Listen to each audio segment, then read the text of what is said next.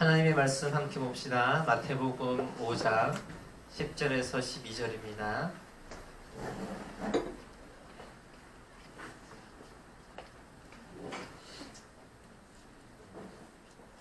마태복음 5장 10절에서 12절 말씀.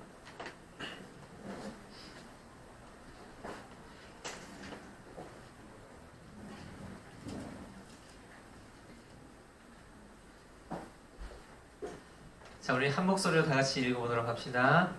의를 위하여 박해를 받은 자는 복이 있나니 천국이 그들의 것임이라. 나로 말미암아 너희를 욕하고 박해하고 거짓으로 너희를 거슬러 모든 악한 말을 할 때에는 너희에게 복이 있나니 기뻐하고 즐거워하라. 하늘에서 너희의 상이 큼이나 너희 전에 있던 선지자들도 이같이 박해하였느니라. 아멘. 여러분 일주일 동안 잘 지냈나요? 여러분들은 똑같이 돌아온 일주일이겠지만 목사님은 보름만에 오니까 어떤 느낌이 되게 새롭네요. 목사님이 일주일 동안 컴퓨터도 거의 안 쓰고 폰도 거의 안 보면서 살았거든요. 그리고 와서 다시 컴퓨터를 보고 폰을 보기 시작하니까 눈이 너무 아픈 거예요. 그래서 병원 가보니까 눈에 염증이 생겼대. 그래서 사람은 정말 자연 속에서 아무것도 안 하고 사는 게 건강에 제일 좋구나 생각이 들더라고요. 그래서 여러분들도 가능하면 아직은 젊으니까 아파도 금방 회복이 되지만 조금만 있으면 여기 선생님들 보시면 눈이 좀 약간 깜빡깜빡 하시는 분도 계시고 그렇거든요. 지금부터 이게 건강 관리를 잘 해야 돼요. 알겠죠? 자, 혹시 여러분들 중에 욕 이런 느낌이 나죠? 자, 욕을 먹으면 배가 부른 사람이 있나요? 어우 배고파, 먹을 것도 없고 돈도 없는데 우리 욕이나 먹으면서 좀 끼니를 좀 채울까? 이런 사람 있어요? 아무리 욕 먹으면 욕 많이 먹어서 배부르다고 하지만 이런 경우가 잘 없죠. 그러니까 근데 배고프다고 우리 욕 좀 먹자고 해서 욕을 먹으면 그때 이제 욕을 먹어도 싸다고 그러는 거예요. 그러니까 친구들이랑 만날 욕을 하는 사람은 잘 모르겠지만 일반적인 경우에 이렇게 욕을 먹으면 기분이 당연히 좋지 않아요. 그래서 주변 사람들에게 욕을 안 먹고 사는 사람은 내가 정말 잘 살고 있네 이렇게 생각을 할 수가 있겠죠. 자, 그런데 오늘 본문을 보면 예수님은 이 박해를 받는 사람들에게 복이 있다고 말씀하셨어요. 쉽게 말하면 욕을 먹으면 복이 있다 이렇게 말씀하신 거예요. 이 말씀을 보고 그래 우리도 한번 욕을 한번 받아볼까? 복을 한번 받아볼까 하면서 서로 욕하면 당연히 안 되겠죠. 욕을 먹는 게 복이긴 복인데 한 가지 조건을 거셨어요. 예수님이. 그것은 의를 위하여서 박해를 받는 사람이 복이 있다는 거예요. 그냥 욕먹는다고 복 있는 것이 아니라 의를 위하여. 자, 그렇다면 예수님께서 말씀하신 의란 무엇인가? 자, 성경이 말하는 의는 무엇이냐면 율법을 100% 완전하게 이루는 것을 의라고 해요. 여러분들 정확하게는 잘 모르지만 율법이라고 하면 보통 부정적인 생각을 많이 가지고 있죠. 성경이 기록된 건 그대로 다 지켜야 되고 해야 되고 하지 말아야 되고. 근데 보통 그렇게 생각을 하지만 아니에요. 원래 율법은 오히려 거룩하고 선하고 의로운 것이에요. 왜냐하면 성경은 율법의 기능을 말할 때에 사람의 죄가 어떠한지를 드러내주고 또 하나님이 어떠한 분이신지를 율법이 가르쳐준다고 했거든요. 이렇게 보면 율법은 정말 중요하고 꼭 필요한 것이에요. 그러나 율법에 대한 이 부정적인 이미지가 생긴 것은 율법 그 자체가 아니라 율법을 대하는 그 사람의 태도, 그 자세에 문제가 있기 때문에 그런 이미지가 생긴 거예요. 그러니까 율법을 신앙의 전부라고 생각해서 율법을 지키는 것으로 자기의 의를 드러내는 것, 율법의 완성이 사랑이라고 했는데 율법으로 서로를 정죄하는 것, 이것이 문제라는 거예요. 예를 들면 주일 예배에 한 번도 빠지지는 않지만 제대로 예배를 드리지 않는 맨날 만나러 와가지고 뭐 지각을 한다거나 뭐 말씀도 제대로 안 듣는다거나 그렇게 뭐 매주 오긴 오는데 뭐 예배를 제대로 드리지 않는 사람이 자신이 뭐 결석하지 않는 것을 내세워서 야 너 왜 예배도 안 오고 결석하고 있어? 너 뭐 잘못된 것이야. 이렇게 말하는 경우. 아니면 뭐 꼬박꼬박 헌금하는 것으로 아 내가 헌금 많이 하지 내가 정말 믿음이 정말 좋은 사람이야. 이렇게 자랑하듯이 자기를 내세우는 것. 이것이 바로 율법을 지키지만 그 율법을 잘못 사용한다는 이해가 된다는 겁니다. 그러니까 사람들은 율법을 철저히 지킴으로써 자신을 드러내고 다른 사람들을 기만하려고 해요. 근데 하지만 성경은 뭐라고 하냐면 사람은 사람의 힘으로는 절대로 율법을 다 이룰 수가 없다고 말해요. 그러니까 아무리 자기가 내가 정말 성경의 말씀을 그대로 다 지킨다고 자신 있게 떵떵거리 말하지만 이 세상에는 그거는 누구도 율법을 지킬 수 있는 온전히 지킬 수 있는 사람이 아무도 없어요. 자, 그렇다면 어떻게 해서든지 율법이 요구하는 바를 이루긴 이루어야 되잖아요. 어떻게 이룰 수 있느냐? 유일한 딱 한 가지 방법이 있어요. 무엇이냐면 예수님께서 십자가에 피 흘려서 대속하시는 방법. 그 십자가 보혈밖에 방법이 없어요. 하나님은 우리를 의롭다고 하셨잖아요. 우리가 죄인이 아니라 의인이라고 말씀해 주셨어요. 어떻게 가능한가? 예수님을 믿는 사람들에게 아무런 값도 없이 값을 치르지 않고 의롭다고 해주셨잖아요. 그러니까 예수님이 아니었다면 그 십자가 보혈이 아니었다면 우리는 의인이 아니라 모두 죄인이에요. 그래서 이것이 바로 하나님께서 우리를 의롭다고 여겨주시는 바로 칭의라는 겁니다. 한 번쯤은 들어봤을 거예요. 자, 그러나 뭐 의의 개념은 이런데 오늘 본문이 말하는 의한 칭의의 개념을 조금 이렇게 넘어서는 거예요. 자, 의를 위해 박해를 받는다는 것은 그러면 무엇을 의미하는가? 자, 예수님 때문에 또 복음과 진리를 위해서 박해를 받고 또 그것 때문에 악한 말을 듣고 어려움을 당하고 세상 사람들로부터 욕을 먹는 것. 이것을 바로 의를 위해서 박해를 받는다는 의미예요. 예수님 때문에 복음과 진리 때문에. 자, 이게 기본적인 개념인데 우리가 좀 오해하고 있는 부분이 있습니다. 그것은 그리스도인들이 받는 어려움은 모두 다 의를 위한 박해이다. 복을 받게 되는 고난이다. 이렇게 생각을 한다는 거예요. 뭐 예를 들어 봅시다. 자, 분명히 내가 잘못해서 잘못하는 일이기 때문에 욕을 먹을 것인데 근데 그것으로 내가 예수님 때문에 그리스도인으로서 박해를 받았다고 하면 안 되는 거예요. 분명히 내가 내 잘못으로 어떤 피해를 입었는데 그것은 그냥 내 잘못인 거예요. 뭐 지하철이나 길거리에서 뭘 이렇게 막 써가지고 예수 천당 불신족 막 써가지고 뭐 다른 사람 요즘은 거의 요즘 있나요? 요즘 거의 없죠. 그렇게 막 소리를 지르면서 외친다거나 뭐 전도를 할 때 싫다는 사람 막 억지로 막 붙잡고서 무슨 뭐 폰 파는 사람들 호객행위 하듯이 막 붙잡고서 아니면 무작정 막 띵띵동띵동 막 집안에 쳐들어가는 것들 이런 것들 막 이렇게 전도를 하다가 사람들에게 야, 정말 이 사람 왜 이러냐 그리스도인들 왜 이러냐 이렇게 해서 욕을 받는 거 그것도 용기 있는 행동이긴 하지만 지혜로운 행동은 아니잖아요. 그렇기 때문에 오히려 그것 때문에 나 때문에 예수님의 이름이 욕을 먹을 수가 있거든요.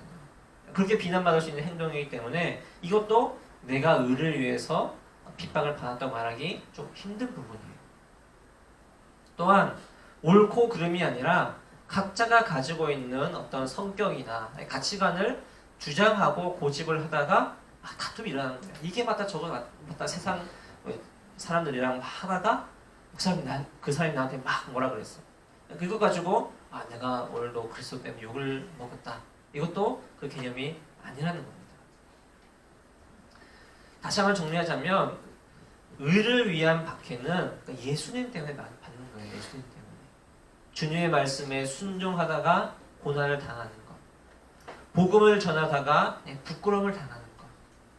주님의 제자로서 주님의 길을 그대로 따라가다가 오해를 받고 어려움을 당하는 것. 내가 이 말씀의 이 진리로 살아가기 위해서 노력하다가 어려움을 겪게 되는 것. 이것이 바로 의를 위한 박해라는 겁니다.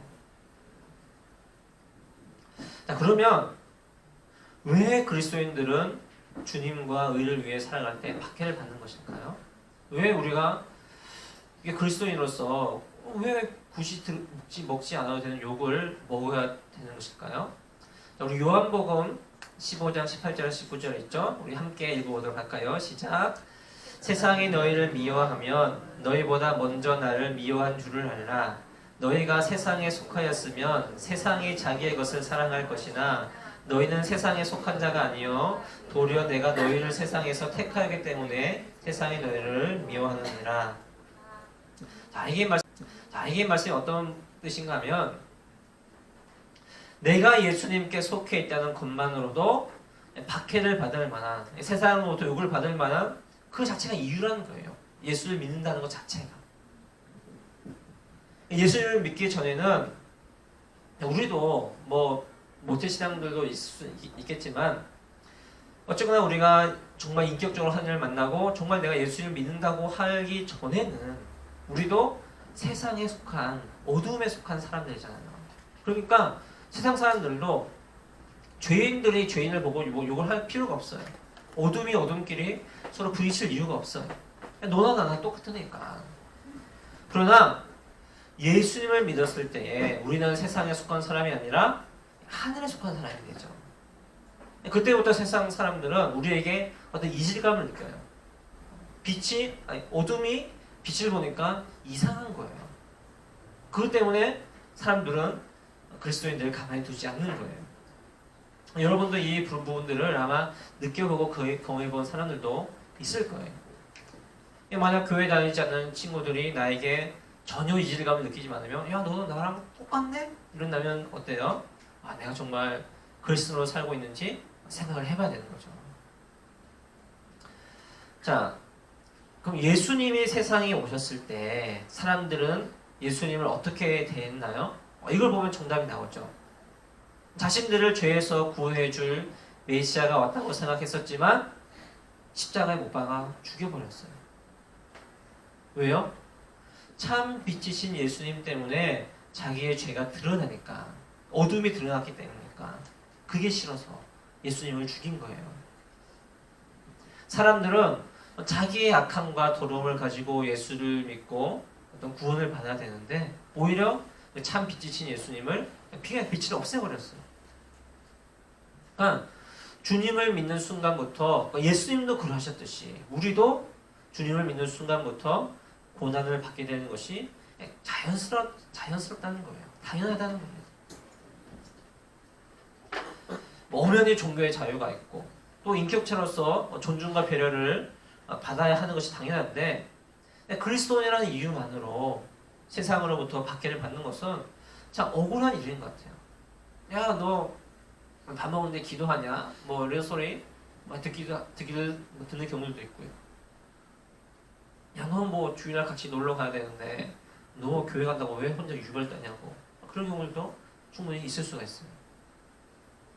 그래도 지금은 덜 할 수 있지만 뭐 군대 생활을 한다거나 뭐 요즘 군대는 어떤지 모르겠어요. 군대에 가거나 직장 생활을 하면 이 부분이 더 많이 걸리게 되어 있거든요.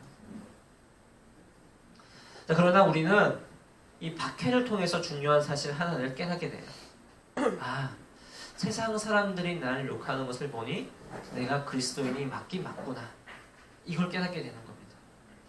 오히려 그래서 이 사실 때문에 내가 힘과 용기를 얻어서 기뻐하는 마음으로, 정말 기쁜 마음으로 그리스도인의 삶을 살 수가 있는 겁니다. 그래서 이 고난이라는 것은 무엇이냐면 내가 주님의 뜻에 따라서 주님의 길을 제대로 가고 있는지 보여주는 하나의 시험지와 같다는 거예요. 예수님이 고난의 길, 십자의 길을 가시면서 무슨 생각을 하셨을까요? 예수님이. 어쨌거나 예수님은 죽기 위해 세상에 오신 것이잖아요. 그 일생을 보면. 고난을 당하면서 아, 내가 괜히 하늘 보좌를 버리고 이 땅에 와서 고생하고 있네. 이런 생각을 하셨을까요, 예수님이? 아니겠죠. 채찍질을 받으면서도, 사람들의 욕을 받으면서도, 내가 이렇게 박해를 받는 것을 보니 십자가의 길을 가는 것이 하나님의 뜻을 이루는 것이 맞는 거구나. 이런 생각을 하셨을 거예요. 세상의 손가락질이 힘겹게 느껴질지라도 내가 하나님의 말씀을 이루어가고 있다는 사실에 기쁨과 감사로 주님의 길을 더욱더 열심히 갈 수가 있는 겁니다. 하지만 그래도 그러나 아무리 그렇다 하더라도 욕을 먹고 고난과 핍박을 당하면, 부끄러움을 당하면 마음이 힘들어지고 위축되고 더 이상 인내하는 것이 힘들고, 그래서 그리스도인이 아닌 척 살아가게 되죠. 그래서 우리에게 필요한 것이 무엇이냐면 의를 위해 박해를 받을 때에 올바른 자세를 가지는 거예요. 올바른 자세. 자, 12절 보면 예수님은 우리에게 박해를 받을 때에 기뻐하고 즐거워하고 하셨어요. 좀 이게 또 처음 웃긴 말이죠. 야, 너 예수쟁이 너 이렇게 욕을 할 때 내가 예수쟁이라고? 기분 좋아? 뭐 이렇게 하라는 뜻일 수도 있을까요? 이 말은 그러니까 의를 위해 박해를 받을 때에 슬퍼하고 두려워하지 말라는 거예요. 그러니까 의를 위한 박해는 막 슬퍼하고 두려워하고 떨는 그런 일이 아니라는 겁니다. 고난이 왔는데 기뻐하고 즐거워하는 것은 분명히 정상이 아니에요. 사람들이 이상하게 쳐다보겠죠. 막 욕을 받고 있는데 웃고 있으면 이상하겠죠. 근데 예를 들어서 내일 중간 기말을 치는데 공부해야 돼서 막 걱정이 되는데 기쁘고 감사한 마음으로 막 설레는 마음으로 예배에 나올 수 있어요. 어떤 상황에서든지 아무 생각 없이 오는 사람도 있을 수 있겠지만 대부분의 경우 오늘 발걸음이 되게 무거울 거예요. 그리스도인이라는 이유로 믿지 않는 가족들이나 친구들과 갈등이 생기면 어떨까요? 정말 친한 사람들과 갈등이 생기고 싸우고 박해를 받는데 욕을 먹는데 기뻐하고 즐거워하는 것은 결코 쉬운 일이 아니에요. 근데 성경을 보면 이 고난 중에서도 기뻐하는 사람이 참 많이 있습니다. 특히 예수님의 제자들이 그런 경우죠. 복음을 전하다가 쫓겨나고 막 두들겨 맞고 마지막에는 요한 빼고는 다 죽었어요. 순교했어요. 너무나도 억울하고 슬퍼하고 두려워할 일 같지만 근데 제자들은 뭐라고 그랬냐면 오히려 주님의 이름 때문에 모욕당하는 것을 영광으로 생각하고 막 두들겨 맞다가 욕받고 야 너희들 이제 가. 이제 사람들은 이제 이렇게 뚜로 펴놨으니까 저 제자들이 다시는 예수 안전하겠지? 막 이렇게 쳐다보고 있는데 제자들은 뒤돌아가면서 아싸 오늘 주님의 영광을 위해서 내가 맞았다. 아주 기쁜 마음으로 돌아간 거예요. 자, 그 절정이 누구냐면 스데반 집사님이죠. 스데반 집사님. 복음을 전하다가 순교를 했잖아요. 첫 순교자. 스데반 집사님이 죽을 때에 많은 사람들이 무서운 눈을 하고서 달려 들어와서 돌을 들고서 막 뛰어 들어와요. 여러분 어떨 것 같아요? 두려워 떨면서 살려달라고 소리를 칠 수 있겠지만 그때 스데반 집사님의 얼굴이 막 사람들이 달려와서 돌을 던지려고 하는 그 순간, 돌을 맞는 순간 스데반 집사님의 얼굴이 천사와 같았다고 했어요. 천사. 그리고 죽을 때의 모습을 스데반 집사가 잠이 들었다. 정말 너무나 편하게 새근새근 잠이 들었다. 성경은 이렇게 표현을 했어요. 어떻게 이런 상황에서 기뻐하고 즐거워할 수 있는 거예요? 그러니까 여러분들 할 수 없거든요. 그러니까 사람의 힘과 의지로는 이게 가능한 일이 아니란 뜻이에요. 주님 때문에 신체적으로, 정신적으로, 관계적으로 어려운 일을 당해도 주님의 이름이 있는 곳이라면 주님께서 슬픔을 기쁨으로 바꿔주신다는 겁니다.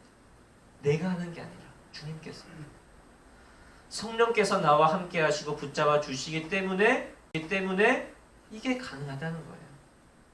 우리의 힘으로는 욕을 먹을 때 기뻐할 수 없어요. 그러니까 성령님이 우리 안에 계시면 주님을 위한 고난도 복이라는 것을 깨닫게 해주는 지혜가 생기는 거예요. 욕을 먹을 때는 너무 힘들고 어렵고 너무 그러다가도 성령께서 아니야, 이것은 주님을 위해서 받는 고난이기 때문에 기뻐해야 되는 것이야, 가르쳐 주신다는 겁니다. 성령이 없는 사람에게 고난은 고난일 뿐이에요. 절대로 기쁨과 즐거움이 될 수 없지만 그 마음에 내가 정말 주님을 위해 살아가고자 하는 그런 마음이 있다, 내가 정말 성령님을 마음에 모시려고 살아가는 그런 사람이 있다면 지금 눈앞에 있는 코앞에 있는 그 고통을 보는 것이 아니라 그 너머에 있는 하나님의 영광을 볼 수가 있게 된다는 겁니다. 더 크고 놀라운, 지금 고통과는 비교할 수 없는 더 크고 놀라운 하나님의 사랑과 은혜가 기다리고 있으니까 눈앞에 고난이 있더라도 기뻐하고 감사함으로써 모든 것들을 이겨낼 수가 있다는 겁니다. 그래서 어떤 종류의 고난이 나에게 오는가, 이게 중요한 것이 아니라 그 고난에 대해서 어떠한 자세를 가지고 있느냐, 이것에 따라서 그 고난이 아무것도 아닌 거에 되는 거예요. 스데반 지사님처럼 돌이 눈앞에 달려와서 그 순간에, 자, 그렇게 해서 예수님은 의를 위하여 박해를 받을 때 어떤 복을 받게 된다고 말씀하셨죠? 천국이 그들의 것이다. 천국을 받게 된다고 했어요. 예수님을 위하여서 핍박을 받는 사람들이 천국을 소유하게 된다고 말씀하셨어요. 천국이라 하면 그러면 지금 당장이 아니라 나중에 죽어서 천국 가는 거네요.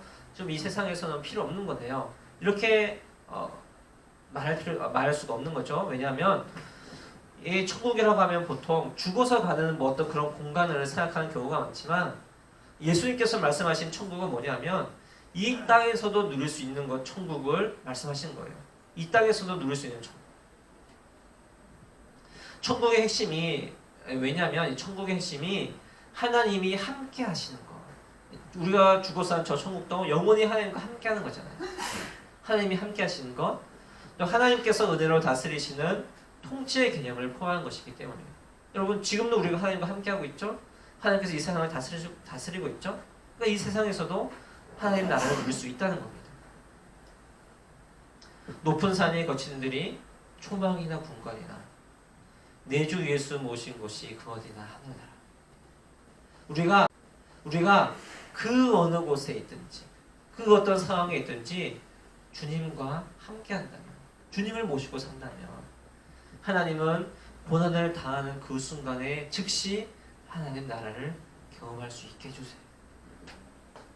그래서 사람들이 사나운 이리처럼 일을 가면서 돌을 들고 달려들 때에 스데반 집사님은 그 사람들 향해서 원망을 한 것이 아니라 주님, 저 사람들의 죄를 저들에게 돌리지 말아 주십시오. 이렇게 말하면서 천사의 얼굴을 하고서 스데반 집사님이 저 하늘 나라를 보았다고 기록하고 있어요. 핍박의 절정에 다른 그 순간에도 하나님 나라를 경험했기 때문에 그 어떤 용사보다 더욱 담대하게 영광스러운 순교의 길을 갈 수가 있다는 겁니다. 의를 위한 고난이라고 해도 고난은 분명히 고난인 것은 맞아요. 핍박을 받으면 힘들어요. 욕먹으면 좌절할 수밖에 없어요. 그러나 성령께서 주시는 기쁘고 즐거운 마음으로 고난을 받는다면 이 세상 그 어느 누구도 누릴 수 없는 이 기쁨과 감사, 은혜가 우리 안에 흘러넘칠 수 있습니다. 그렇게 해서 우리는 이 세상에서도 하나님 나라를 경험할 수 있는 거예요. 매일 매 순간 우리는 그리스도인으로서 하나님 나라에서 하나님께서 통치하시고 다스리시는 그곳 가운데서 하나님과 함께 살아갈 수가 있는 겁니다. 그러니까 이 천국이 이 의를 위해서 고난을 받는, 예수님 때문에 받는 이 고난 때문에 받는 이 천국, 이것이 바로 최고의 복이고 은혜이고 선물이라는 겁니다. 예수님 마지막으로 이전에 있었던 선지자들도 박해를 받았다고 말씀하셨어요. 하지만 그 가운데서도 모든 사람들이 하나님 나라를 바라보고 누렸다고 말씀하셨습니다. 주님은 주님의 길을 걷는 자들을 혼자 가게 내버려 두지 않으시고 언제나 그 사람의 손을 붙잡아 주시고 함께 끝까지 그 모든 사람들과 동행해 주셨다는 거예요.